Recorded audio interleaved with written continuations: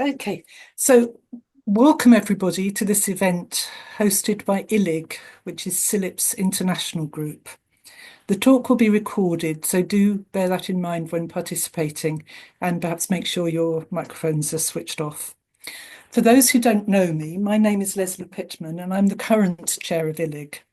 As some of you will know, we at ILIG have a tradition of asking each year's CILIP president to give an informal talk to us. And we are delighted that this year's president, Lacey Bryant, is able to join us today. I won't list her many achievements as it will take too long, but after what she describes as a portfolio career in information and knowledge management, specialising in health information, she became Chief Knowledge Officer for the NHS in England, a role from which she retired last year. As many do when they retire, she has kept busy and immediately became President of CILIP. Sue will speak about her priorities for CILIP as president, but she is also interested to hear our views. So do put any thoughts and questions in the chat and there will be plenty of time for discussion at the end. And if you'd like to, do put down in chat where you're from. It'll be interesting to see that. So without any further delay, I'm going to hand over to Sue.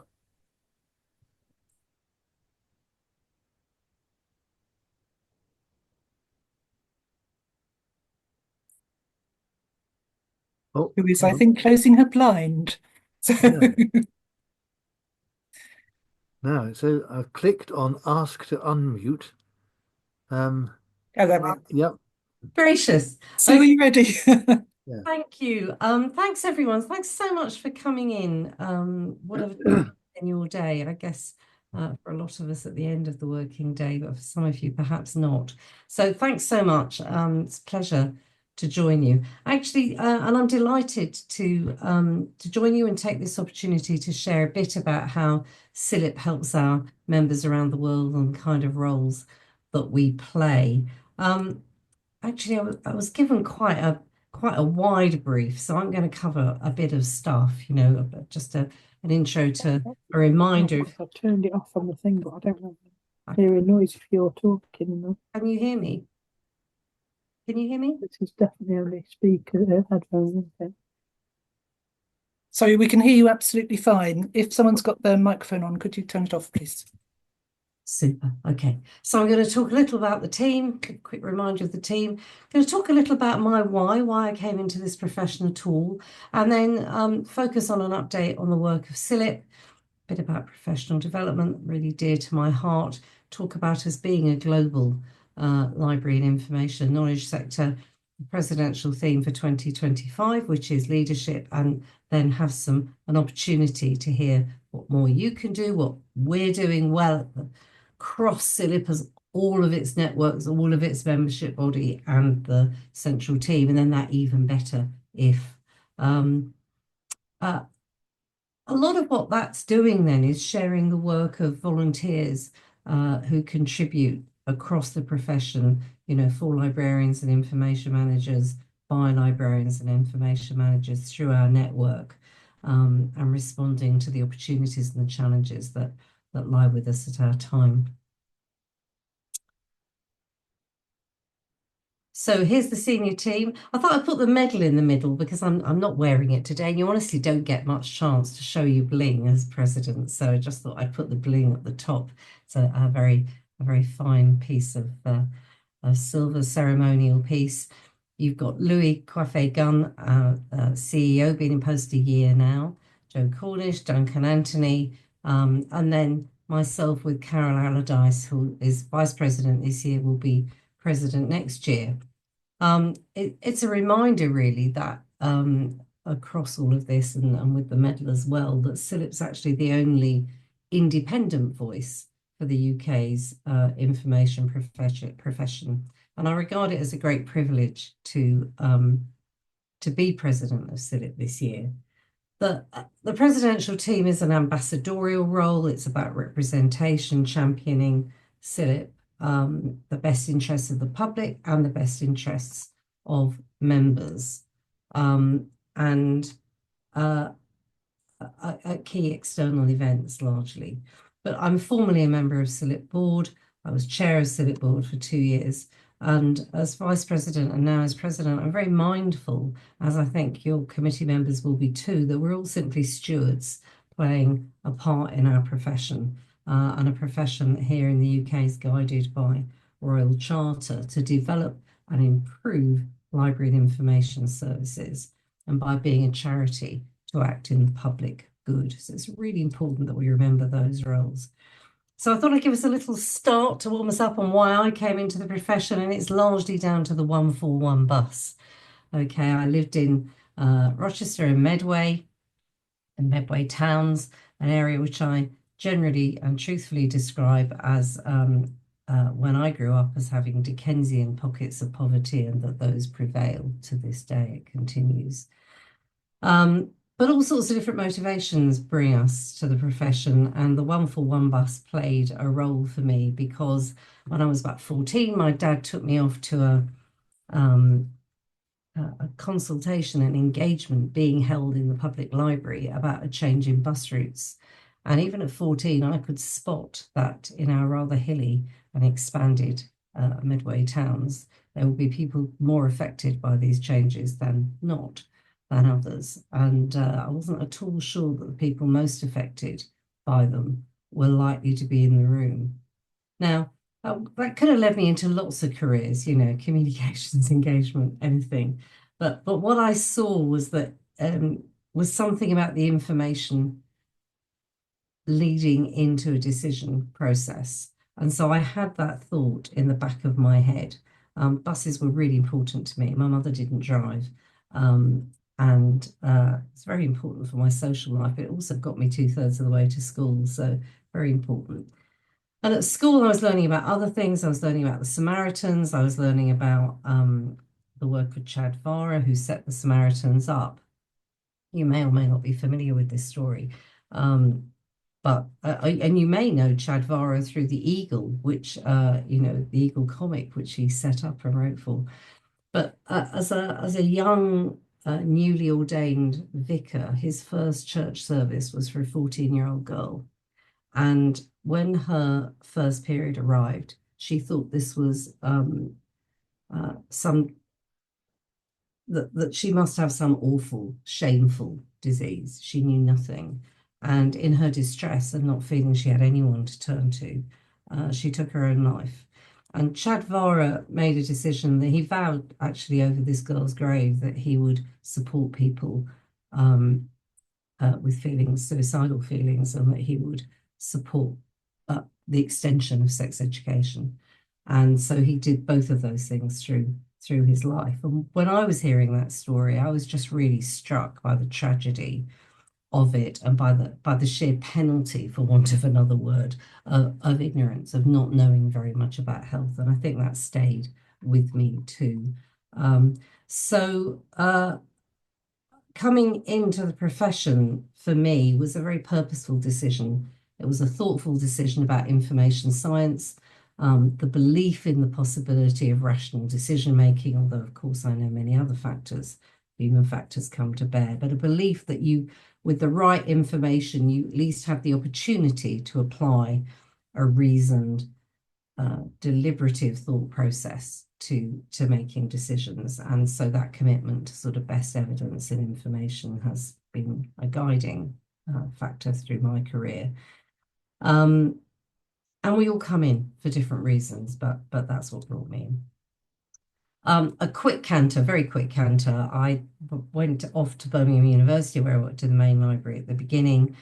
Postgraduate diploma. Initially, I did my master's 20 years later. I worked on a British Library funded project called the Travelling Workshops Experiment, looking at user education, which really made me think about how we, as a profession then, you might consider now, miss a lot of opportunities to do once and share, you know.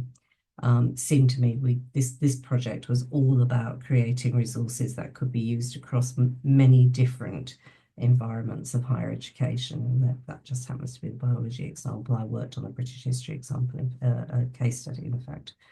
And from there, I went to the Library Association. I landed a role working to the late Kate Wood and I worked there for 3 years in education and training, which gave me a sort of helicopter view of the profession and all the many interests and the many different roles and responsibilities we take. But the thing was that I wanted to roll my sleeves up and get down to business. So my next step was to jump at the chance of joining the health service. It was an unusual role. It was a hybrid role. I came to regard it and developed it as an information brokerage role. Informed actually by an article that I'd read in 74, but really about being responsible for promoting information flow, for exploiting the whole range of information forms and resources to inform planning and practice. And I did a lot of work out with health educators and through other information providers in our community. And what came back quite quickly was that along with the demand for this type of work and getting the evidence out there, was the tremendous unmet need for patient and health information. Now, for some of you, I'm asking you to imagine a world pre-mobile phone and pre the internet and consider how you might get information out to people, reliable, safe information. And I was using cutting edge technology. I was using the telephone and the audio cassette, and we launched it in 1987. Actually, we brought it forward in response to a wave, in fact, a tsunami of misinformation about HIV and AIDS. And so we launched first with the collection of that, a dozen tapes on that. So that challenge that we all face today, perhaps accelerated by current technology, but perhaps really a very similar challenge to that which we've always had, is about helping people distinguish between fact and fad and fallacy. Later on, after all this, I went on to develop a portfolio career and mostly working in health, in primary care, but as a freelance information specialist for something like 17 years. And I was evaluating projects and services and with a line of work around CPD for special librarians and bringing out my our two sons at the same time. It was through my interest in continuing professional development that I was asked to write a book for a training guide for what was then LA Publishing, the forerunner for Facet. And I think it's just interesting to see where involvement with the professional body has played through into my career. So, that invitation came on the back of the volunteering that I'd done onto the then Board of Associateship and Fellowship. The invitation, that book led to an invitation to go out to work in Berlin for Deutsche Bibliotheksinstitut and help them. So first of all, I went out to speak at their 50th anniversary conference that was funded by the British Council, and then they asked me to start working with them on their continuing education programme. And from there, I became further involved in that work and spoke at one of the IFLA subgroup conferences in Copenhagen, an opportunity I was only able to take because I won the Health Libraries Group travelling scholarship. I think I was the first person to win that one from HLG, to be awarded that. So I've much to thank the professional body for in creating opportunities at that time, working part-time with two lads, and there definitely wasn't money for me to fund that, nor an employer to do so, as I was working for lots of small practices. But the main sort of chunk of my career that people recognise me for has been that last 10 years working for the National Health Service, implementing what became known as the Knowledge for Healthcare strategy. I had the particular joy of taking a strategy through from 2015 to 2020, and then launching the next one from 2021 to 2026, and bringing people together around a really compelling vision with which, however other things played out about how we did it and timing and all that sort of stuff, actually this central vision was undoubtedly shared by the 1,200 staff who work in NHS libraries, and that's what gave it its tremendous momentum. that campaign's one of the ones I'm particularly proud of. But I'm going to skip over this because if you want to know more about my career, you can read about it. And it's been you know, I've done things on the internet for it, I've spoken about it, and you know, on the website, and it's been in IP. So by all means, have a look. It's been a fascinating career, part of which I was a director of a clinical commissioning group. So my career took me in lots of different routes and then brought me back to my roots in knowledge management for the 10 years at the end. So, but fundamentally, I came into the profession on a social justice ticket. That was my motivation, and that desire that we might influence change for the better. And I guess continue to be motivated by sheer curiosity, really, like most of us. So to bring you to a high level view of the CILIP strategy, this is the current strategy. You'll know we're in the midst of engaging on this strategy, and but this broad top line, you know, we're about changing lives, whether it's through improving education, literacy, and prosperity, and all. We've got a vision of a professional community that's dedicated to quality information, services, and expertise. And for CILIP, it's about being the leading professional membership association for people in our field, and really actively championing the values that I've started to lay out, and the ones that are written here. That includes intellectual freedom and evidence-based practice. So we've got an infrastructure for learning, development, networking, and advocacy. Under the terms of our Royal Charter, we can support and advocate for everybody in our profession at all stages in their career, and whichever sector they're working in. We can provide members with support, and as a professional association, we provide routes through to professional recognised qualifications, and that might be through vocational apprenticeships at one end, or through accreditation of higher education courses, and so on. So we're the only professional body that allows you to put post-nominal letters after your name. We maintain that directory and promote study and research across the profession. And of course, are looking at links and partnerships within the UK, within our near neighbours, with international links with professional bodies overseas. It's a very broad profession and growing ever wider. And I think it's, you know, this is quite a useful sort of take across, you know, where members of CILIP may come. I would say that you're particularly seeing an increase in knowledge managers alongside librarians, but there may well be people amongst us. There definitely are people amongst us who are specialists in some of these other areas of information and data management. So it's a broad old field of people that the body can serve. And again, you know, the professional body does a lot. We're working on professional standards, on workforce development, as well as this area of professional registration, which involves working with learning providers as well as practitioners. So there's a big scope here.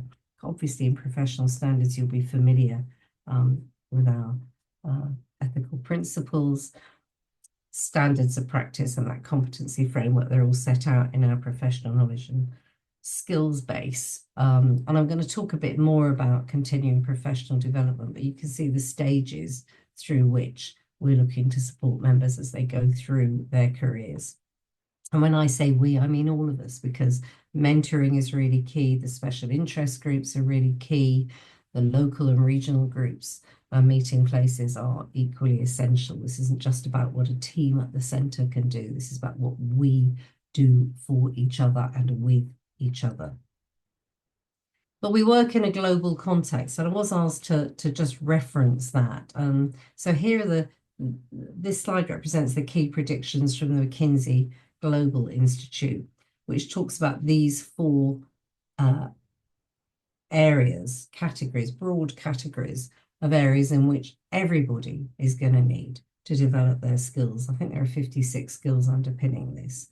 So for library teams, it's not just that we need ourselves to really make sure that we're clued up on our cognitive skills. And for us, that's often being a translator, helping to translate knowledge to different contexts for different people. And our interpersonal skills, absolutely vital. These areas of self-leadership, digital skills for everyone, of course, and yeah, cybercrime is, as you know, through the roof. But also in our work, these are the skills we need to help the people we work with and for to develop. So really, really important piece, because everybody in the labour market needs these. And everybody in the labour market needs to do some other things. They need to be able to add value beyond that which automation can deliver, automated systems and intelligent machines, inverted commas. We've all got to be increasingly digital savvy. And some of you will have missed me trying to get my slides, trying to show it in the right screen, get the right presenter view up before you came in. But nevertheless, we've all got to improve our digital skills and that flexibility and adaptability that is continually talked about, of course. So the professional knowledge and skills-based assessment tool, a self-assessment tool that can be used for teams as well, absolutely critical. It was updated not so long ago on the back of the review of the impact of AI, robotics, automation, etc., on the profession. Andrew Cox led that work from Sheffield for us.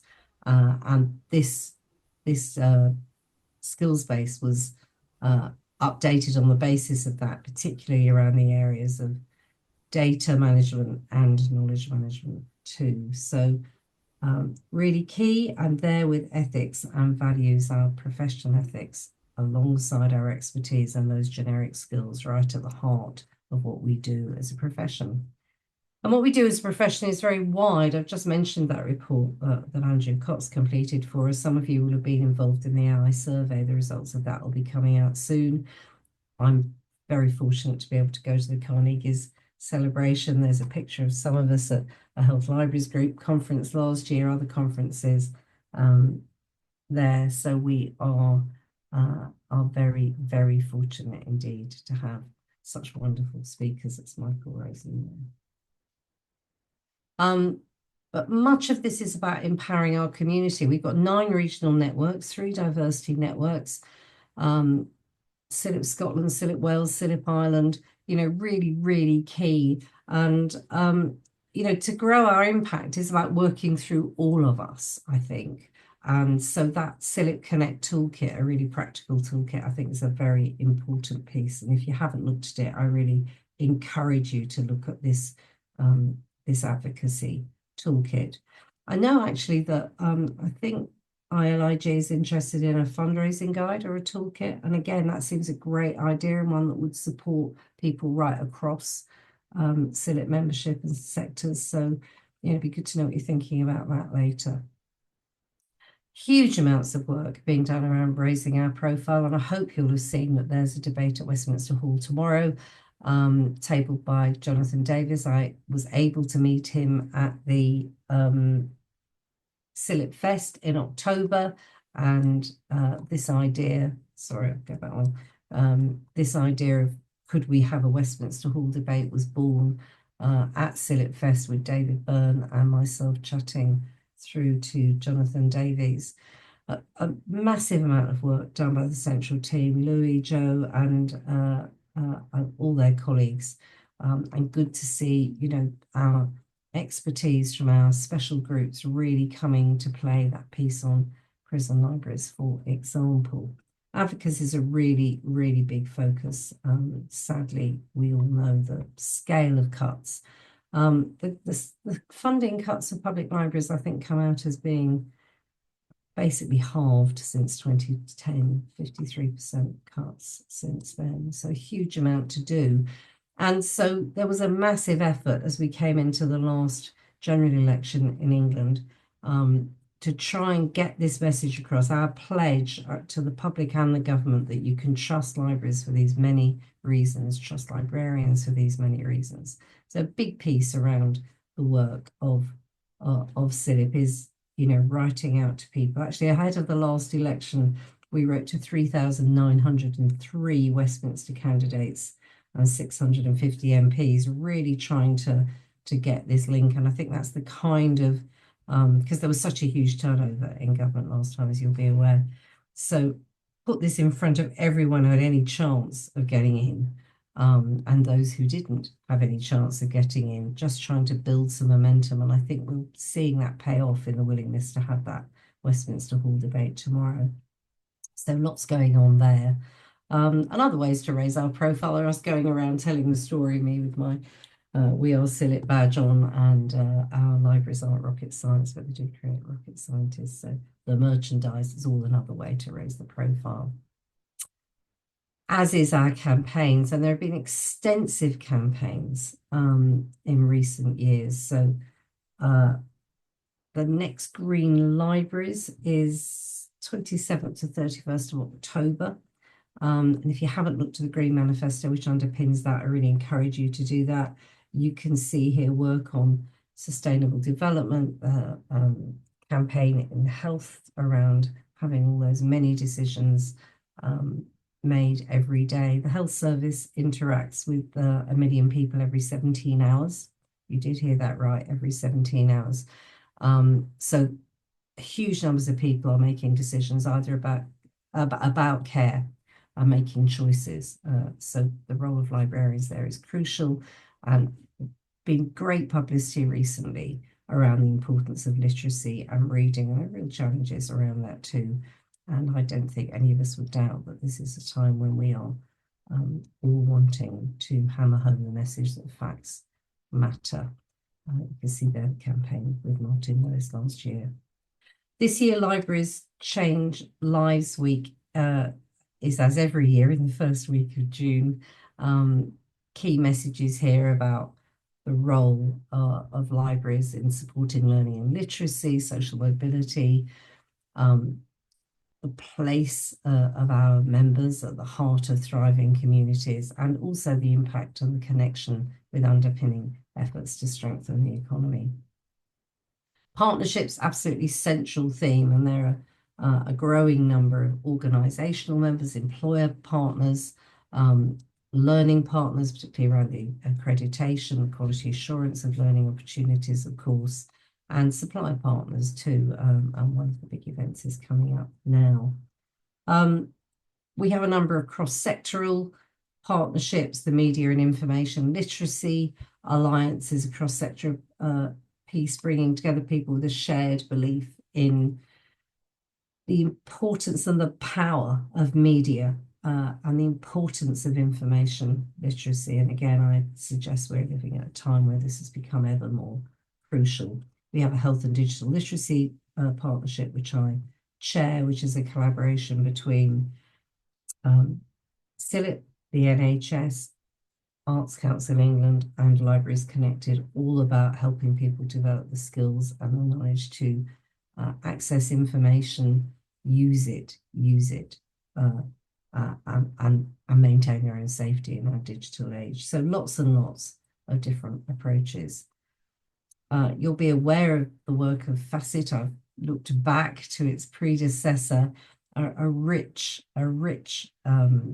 offering into the profession around just every aspect. So these are some of the titles. I was pleased to write the section here on health, knowledge and library services on the future of knowledge and library services. And perhaps somebody listening here is going to be an author of a next book. And if that's something that interests you, reach out to me afterwards. No man is an island, and we are part of a global information and knowledge sector, really united by that common commitment to the advancement of humanity based on these shared values of human rights, inclusivity and justice. So CILIP is keen to provide leadership support and that engagement to foster connections between the UK and international library information and KM communities, and provide support to the profession so that we can continue to build strong economic and cultural, social development and resilience in the light of so many challenges, and share and learn from others, as well as supporting our own sustainability and visibility, of course. I've written Our American Friends. Actually, I nearly wrote Our American Cousins because, in fact, my grandfather was American, and this time last year, following my retirement from the NHS, I was spending time with one of my American cousins in Boston. So definitely Our American Friends. I've just put here a couple of the key issues. You'll see that I've been posting and Louis has been posting around the news that Dr. Carla Hayden has been dismissed as librarian. The archivist, 14th archivist of the US, was dismissed just a few weeks back. And there is some grave concern about the removal and modification of data research and other information resources by authorities in the USA at this time, and how that's impacting on the exchange of research information. And if you hadn't spotted this video by Carla Hayden, I wanted you to spot that that's there, and has been retweeted and reposted. It's been posted in LinkedIn and a number of places. Carla remains the most extraordinary leader, and that leads me into the presidential theme for 2025. So every president gets to choose a theme, but the theme needs to come from the current strategy. So this piece here is an extract from our current CILIP strategy. We are CILIP. Really that piece around our role as leaders in whatever position we are to enable the communities and organisations and people we work with to harness the power of information, knowledge and data to their full potential. So I do see leadership as a key context for our professional future, that effective leadership in driving strategic change is just crucial, that it's a core skill and so on. But I also believe that it's very much about, it's very much about, I've done that again, haven't I? It's very much about influence and where we can connect, influence and inspire positive change as individuals, as well as in our, as well as those who are in senior positions. So if I look at that right-hand column, I do believe in leadership at every level, leading through change, and that the role of senior leaders and every one of us working in a library or information centre is about empowering others. I see that helping ourselves and others adapting for the future is really key, and that developing ourselves is part of that.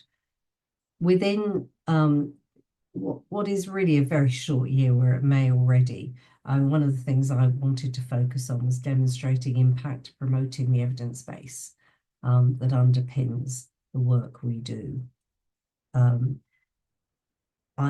I've had a lot of background around knowledge management, in the sense that I've tried to do that. I've tried to manage, and mostly I've tried to mobilize knowledge, to put in place tools and techniques that help us mobilize knowledge so that it can be used.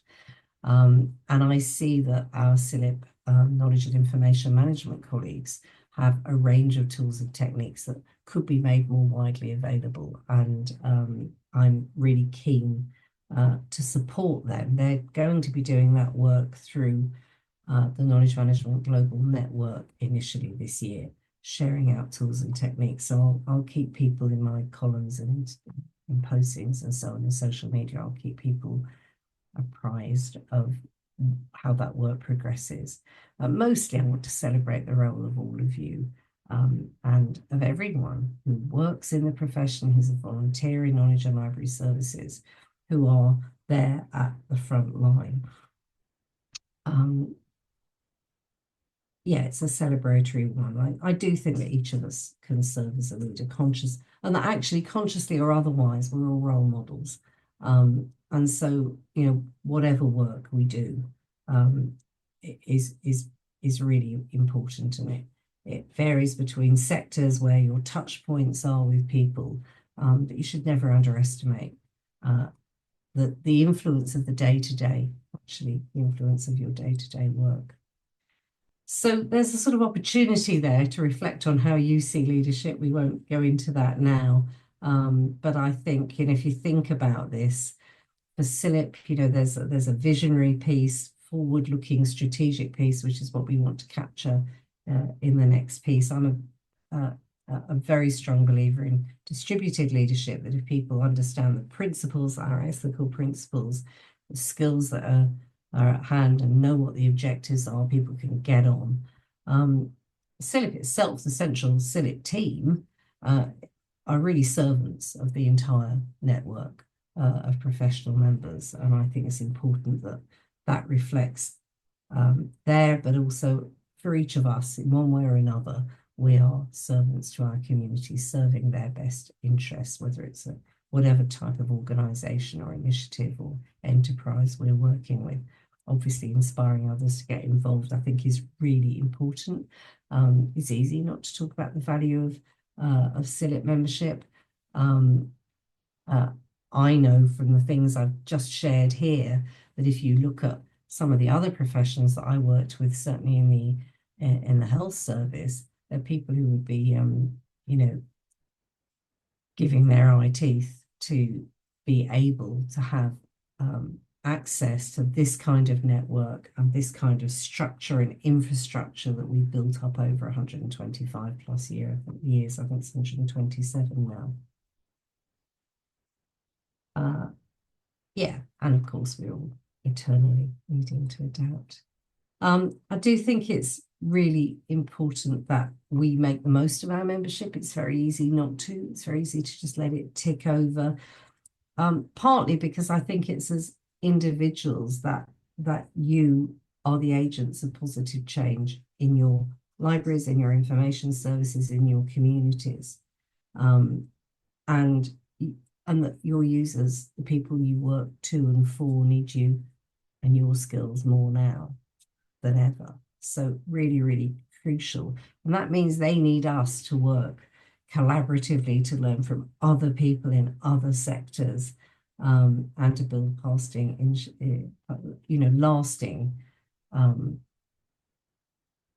partnerships and to really make a difference. And I believe that being part of CILIP can help us, each one of us, do that. So I hope you'll be inspired to get more involved if you're a member, and if you're not a member, to join the community to help make a difference, and encourage others to take place. So remembering that CILIP has international members as well as learning partners, suppliers, employer partners. We do sometimes license out our IP, our intellectual property, I'm aware. I think there are some questions for you as a group. I'd love to encourage you to really get involved in the strategy review. There's all sorts of bits and pieces that we might want to think about. Your journal is, how can you extend the impact of your journal? It's open access at the minute, I understand. So it's got a really good reach, but perhaps not helping you with revenue. I imagine lots of you are involved with IFLA. I'd love to hear more about that. So I'll try to give you a brief summary of what we've been doing, what's in the pipeline. It'd be great now to hear from you about what more you think CILIP at headquarters should be doing, what more you think networks should be doing, and your insights into how participating in CILIP is benefiting you and your colleagues abroad. And we do have international individual members as well as learning partners, suppliers, and employer partners, I understand too. So I will put those, I'll close I'll stop sharing. I'll pop those questions into the chat. Have I stopped sharing? Yes, you have. Yes. Now my screen's gone black, which is just terribly reassuring. And I'll just copy those. Happy to discuss all sorts of things, but it's a starter for 10. I'll put that in the chat.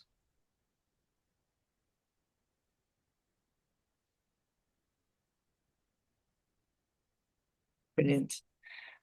So thank you so much, Sue, for what certainly was a very inspiring talk. I think we were all nodding along as you were Oh, good. speaking. Inspiring both in terms of your career and in terms of your overview of your strategic view of CILIP and the profession. Um, I have a number of questions, but does anybody else have any? And I know you have quite rightly given us questions to think about as well. Does anybody else have any questions or comments first? From Emma Hawford, I have a question about professional development. The impact of cuts is often evident in job adverts, with several roles being combined into one. How can librarians best manage their professional development when jobs frequently call for very, very broad skills and experience? Yeah. Probably not for very much money. That's not in Emma's question. And how can we be inclusive? But it's true. And how can we be inclusive as a profession when many jobs need an all-rounder? Yeah, I mean, that is really interesting. And again, it's a personal response, Emma, really, based on my own career. So I was freelance for 17 years. There was nobody paying for my professional development. And I learned really quickly that, and in fact, that's what my book, The Solo Librarian, which Jamie refers to in one of the questions, was really that's how it was born. Because I was there thinking, well, in my day-to-day life, what can I draw on that is going to give me the kind of skills to broaden and take into a broader range? And I found that being on the playgroup committee was as good a way as finding out how committees work and a bit how budget works and a bit how relationships with statutory public responsibilities with an oversight role work. I was on 2 playgroup committees through my career. I took every opportunity. I went and sat in on board meetings and watched at different points in my career. Watching a board meeting is really interesting. Of course, you're only watching the public performance, but nevertheless, you can start to see how people act and being conscious about those events. When you're even playgroup committees, what are people trying to maneuver and where have the decisions really been made? A great piece of advice I had from someone once who I will coach much later in my career was to make sure that I learned from the people I didn't so much warm to and whose style I didn't so much like as from the people I really admired. That was a very valuable lesson, to put aside that and watch how they operated and what was effective and what isn't effective. I played an active role in a local church and was involved in all sorts of things through that. That allowed me to do my MBTI profile. Right now, I'd be quite sniffy about MBTI, Myers-Briggs, but I've learned a lot since then. So I think it is about taking a breadth of opportunity and to land to the current point, involvement in CILIP membership, involvement in CILIP committees is the most fantastic way. And it doesn't have to be in your own sector. You could get involved in groups from a breadth of groups, and particularly the ones that don't ring your bell. If you look and do that self-assessment and think, well, actually, there are things here I need to be better at, would want to be better at, and I'm not getting it in my own sector, then get active in another group or another special interest group or cross-sectoral piece within CILIP, and it is the perfect opportunity because you're not carrying it out in your day job. You're not being held to account for it, but it's a huge learning opportunity. That networking across sectors, I think, is absolutely invaluable. So, to state the blindingly obvious, I read the most enormous amount. I mean, I was part-time for it. Through my career, I was part-time actually a lot of years, many, many years with my children, and then later years caring for my parents. And reading, what was then LA Record and then later IP cover to cover became quite an important part.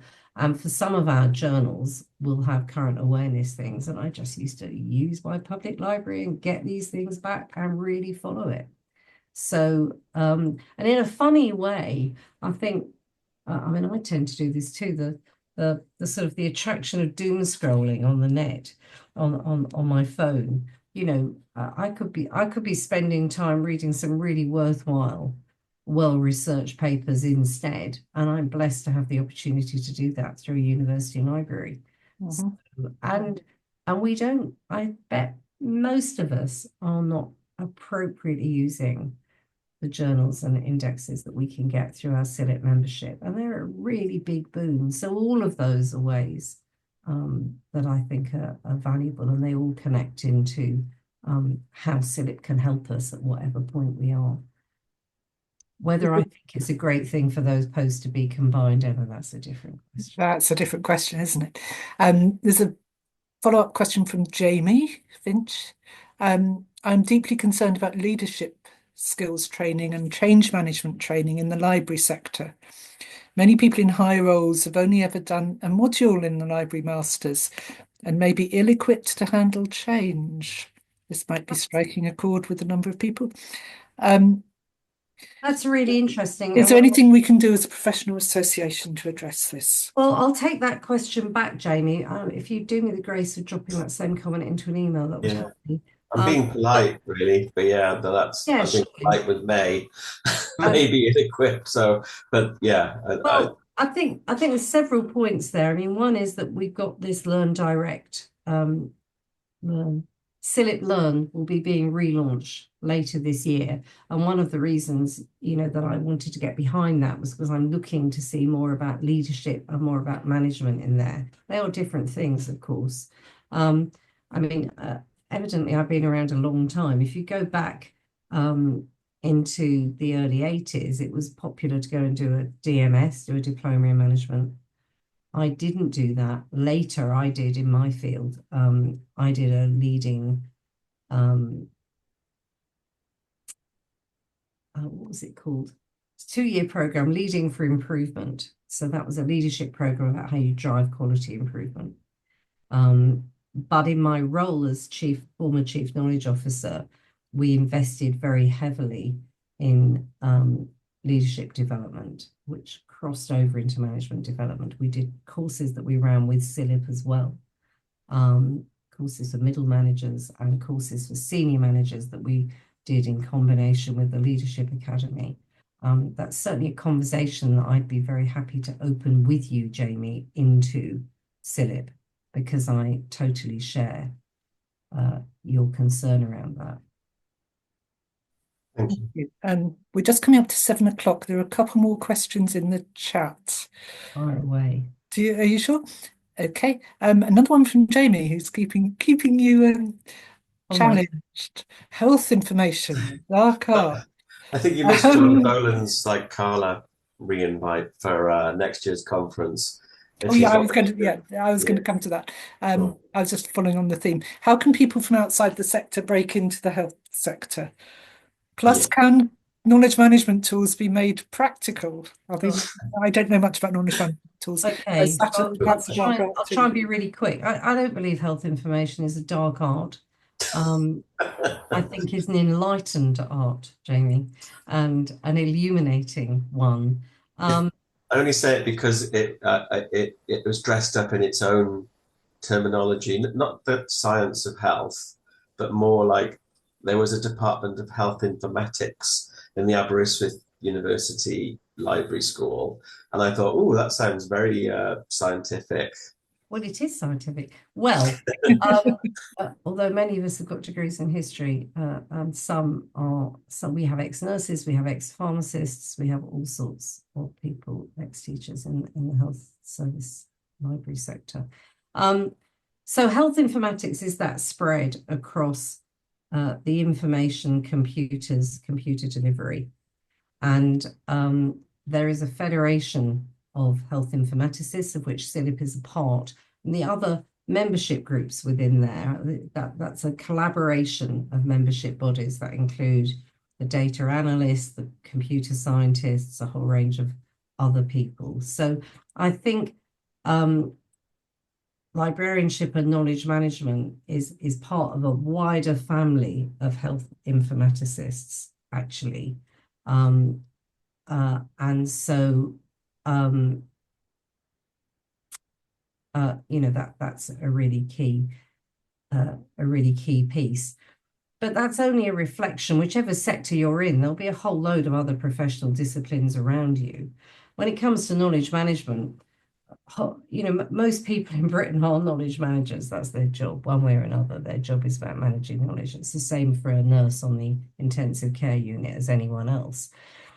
What we can do is provide them with systems and structures that help information flow, that goes back to that image I showed about connectors and connecting.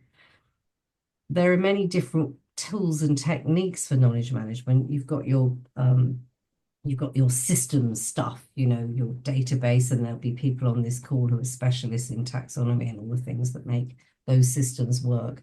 Very clever people in my former team joining this stuff up, you know, our NHS library, digital library, looks like one thing. It's 174 different interfaces, and it's joined by bits that produce reference software and bits that can sift content. I mean, these are very, very technical jobs now, so you can call all of them health informaticists if you wish, and some of them do also belong to the Federation of Health Informatics. But many of those tools on the other end are about knowledge sharing tools, and those are often facilitation tools after action reviews, critically ways of sharing communities of practice. I've taught with colleagues some of that stuff into quality improvement communities, and they see that these are quality improvement tools. You could teach these into organizational development communities, and they would see them as OD skills, but they are really crucial. And I do think it's really important that we get those just at the fingertips of as many people within CILIP as possible. I'm trying to see where the questions are.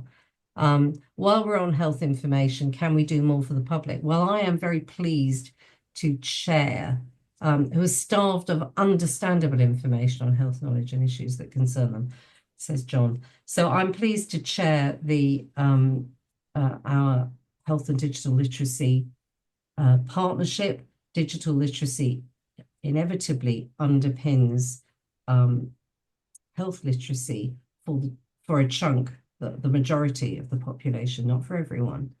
And poor health literacy completely correlates to poorer health outcomes. It's a major, major issue for our communities. The work that we've been doing, particularly through public libraries, has been really significant, and there are new resources coming out all the time, and I think there should be articles coming up in IP. In the health service, that work's led by Ruth Carlisle, working alongside the NHS App team. But I just don't think the problem's gone away, John. It's the same problem I was working on the whole of my career from 87 onwards. I think it's a really big challenge. And where once the problem was the ill-informed RT and the ill-informed advert, now we've got this, you know, misinformation on steroids coming at us through social media. It's a huge challenge, but we are taking systematic approaches to that through CILIP, with CILIP as a member of that partnership, and there's content on the website about I think we've done 14, 15, 16 pilots, different ways to approach those challenges for today. Good, bring it on, says John. So Thanks, John. There's one more question which Jamie mentioned from John about the possibility of inviting Carla Hayden to speak at this year's CILIP conference, if she would want to. Actually, she was only recently over at Oxford. Yeah, she was, that's true. I can reflect that you've mentioned that. I suspect she has fish to fry. Yeah. Okay, excellent. And then just you know, I mean, the question we should be asking is how can we support her, and whether that is the way or not, I don't know. I think that's absolutely right. I think, you know, if we should be asking people what support they need from us, not necessarily. I'm seeing Louis tomorrow, so I will reflect that tomorrow. Yeah. And I just have a final ILIG related question. You talked about the importance of your scholarship for travelling abroad. Yeah, yeah. These have become more difficult to organise, to fund. How important do you think it still is to be able to travel and meet colleagues in their own environments? Well, for me, it was a whole central period. I mean, 95 to, for those 5 years, the British Council paid for me to go out to talk about the CILIP book, the FASIC book. And then when I started to meet my colleagues, I mean, it was an amazing piece. I was sitting, because they asked me to do subsequent work. There was one piece which was about management of special libraries, and it was a cohort of people from France, Switzerland, Germany, myself. I remember the most magnificent conversation about how everybody was bringing up their teenagers and their response. There was the Swiss were driving their teenagers to the rock concert. The French were saying, absolutely not, I won't go down any more stereotypes, but it was a wonderful conversation. That really all this stuff is about building relationships, people that you can reach out to. Actually, what I'm particularly thinking as I look back on that event is that this was about 97, 98, and the French were talking about their grave concerns over censorship at that time.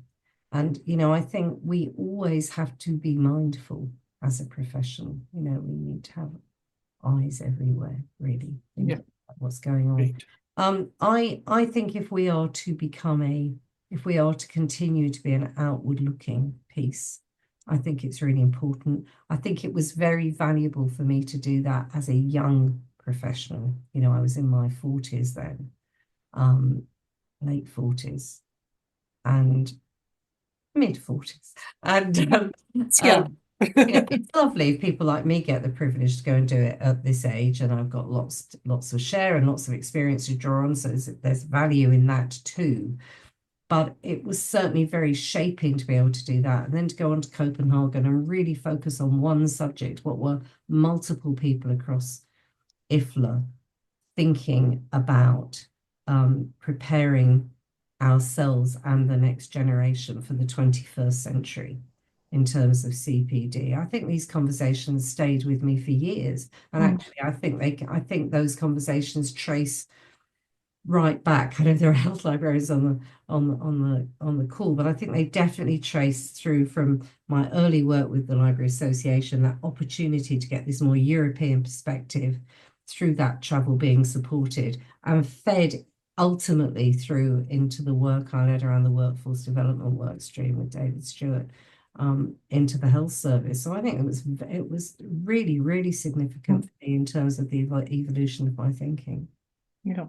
Yes, that's interesting. And I think something we all need to, when we're looking at CILIP's international strategy, to be thinking about how best to facilitate that level of networking at the right time. I mean, there was a real application process for that, and a real selection process. Yeah. You were really needing to say what you were going to do, and you were really needing to report back, both verbally and in writing afterwards. So I reported back to a committee meeting, and I wrote an article about it, and that right and earlier. So I think you want the wrap, don't you? Absolutely. Right, on that, it's 11 minutes past 7, so I think we could carry on talking all evening by the sounds of it. But we probably shouldn't. So thank you so much, Sue, for being so interesting and inspiring. And if we can thank Sue for her time this evening, it's been wonderful and given us a lot to think about. And I realise you gave us homework that we haven't necessarily addressed. I did give you some homework, but we will bear it in mind. But I hope you will as you look at your own strategy, because I think there's a reality check around the work we're doing, around your effort. Yeah.